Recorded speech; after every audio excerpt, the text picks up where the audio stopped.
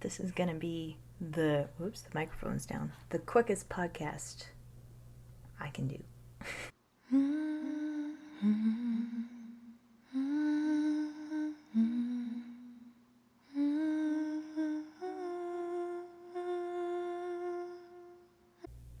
Hello everyone, welcome to another episode of the Let's Get Kraken podcast. If you are a returning viewer, welcome back. Thank you so much for coming back. I appreciate it a lot.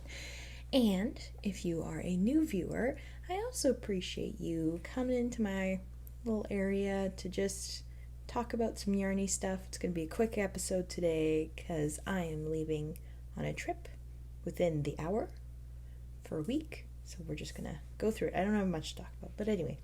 Hi, I'm Eden. I'm the owner of Kraken, where I sell handmade progress keepers, hand-dyed yarn, and other handmade treasures. You can find me on Instagram as Crafting Kraken. You can also find me in my patterns on Love Crafts and Ravelry.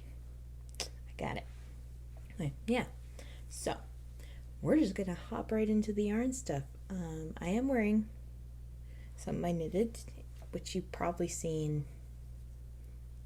Was it the last episode already? It's been a little bit, but anyway. This is my zipper sweater by Petite Knits. I knit it with the needle size called for, and I held Dragon Horde yarn DK with a Tofino Knitco mohair. If you want the exact colorway names, go to the last episode or whatever episode I'm wearing this in. I think it's the last episode. You get those details. But yes, I really love it. I have it unzipped today. But you can, if you want to get real cozy, you can do it like that. It's very cozy. It keeps you nice and warm. The zipper will get stuck on the mohair, fair warning, but that's okay. I only have one finished object today, two half-finished objects, which also kind of lead to the works in progress. So we will just hop in. I have two, but one isn't here. I finished the baby size, I think it was a 6 to 12 month size, of the Flax sweater. I originally used the Flax light because I could get gauge holding fingering double instead of just holding just fingering. But now they have a DK weight version on their app that you can use. Worked great. So I used size 4 and 4.5 millimeter needles, 4 for the ribbing, 5.5 for the body and sleeves, like the main part. And I used some one-of-a-kinds of my own hand-dyed yarn experiments. So holding them double, I have a different version of one of them now, Watercolor Promises. But yeah, so it's a one-of-a-kind sweater, and that has been gifted off to a lovely little girl. I think she liked it as much as a baby can express that they liked it. She didn't take it off, so that was a good sign. But anyway, my other finished object is this. So, I originally started a toque for my husband using the classic ribbed hat, I believe, called from Pearl Soho, and I decided I wasn't really into it.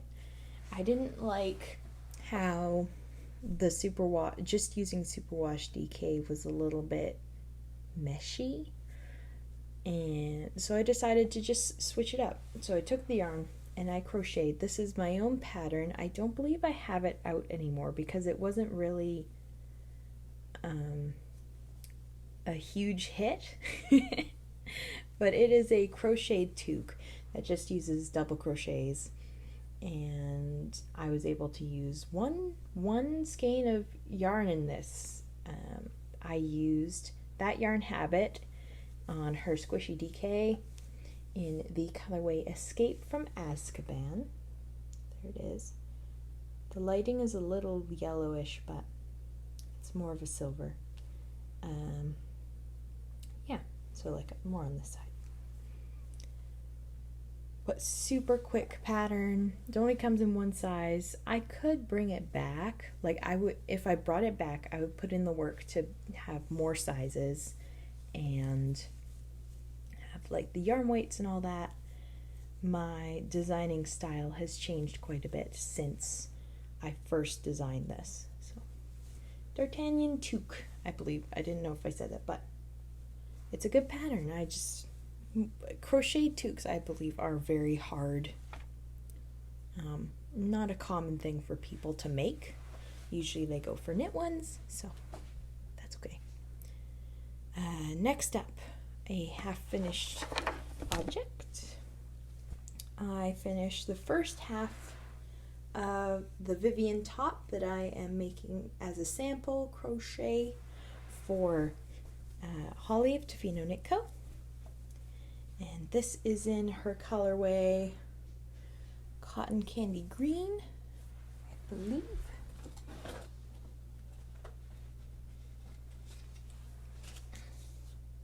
Yes, Cotton Candy Green on her Tough Sock base. And here it is in the cake. So nice. But this is a pattern by If Crochet, and I've made a Vivian top for myself in past episodes. So this is my second go around, and I really love this pattern. It's really easy. It's a 2-round repeat, and it creates this nice, elegant pattern, I would say. You do the body, and then you split to go up the sides. And this is the first half, so you do the exact same thing for the second half. I am crocheting this with a 3.5 millimeter crochet hook, which is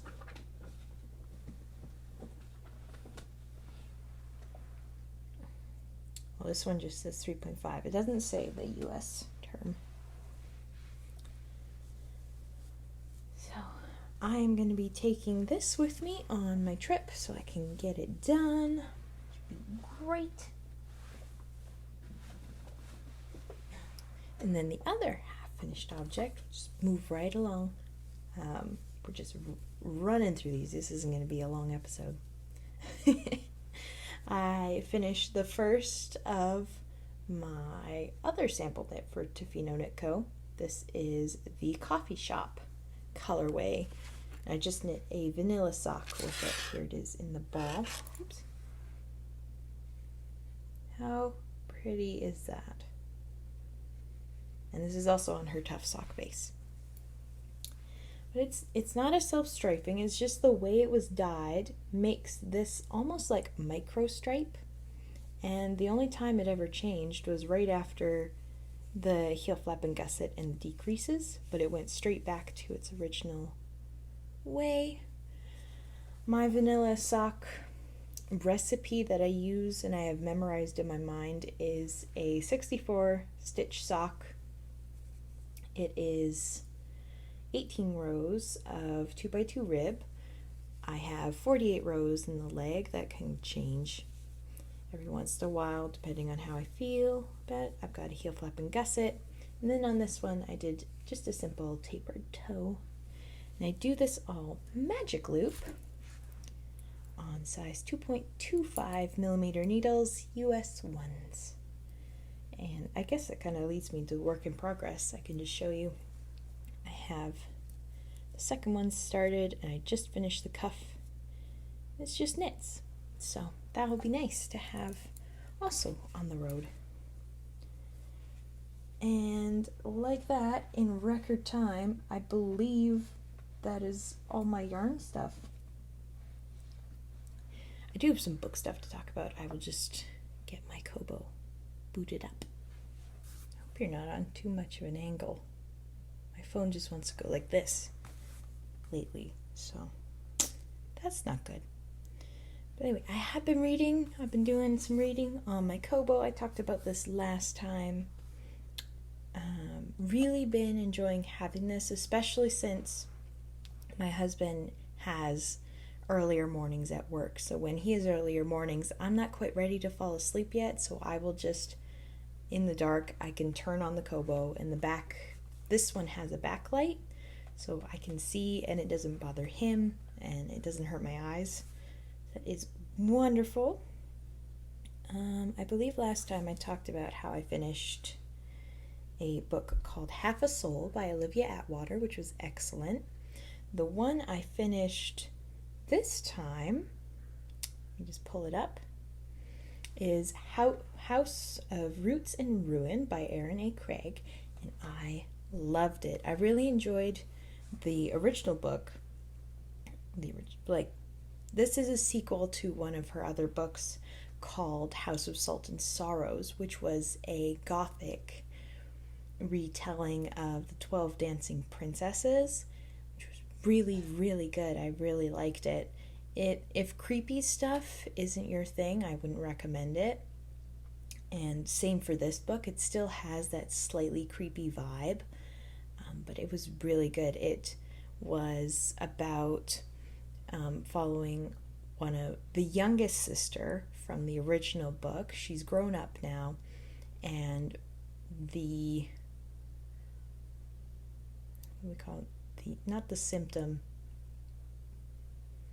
because of the curse that was on the house originally in the first book, she can now see ghosts and can communicate with them, and she doesn't realize it because ghosts to her just look like every other person.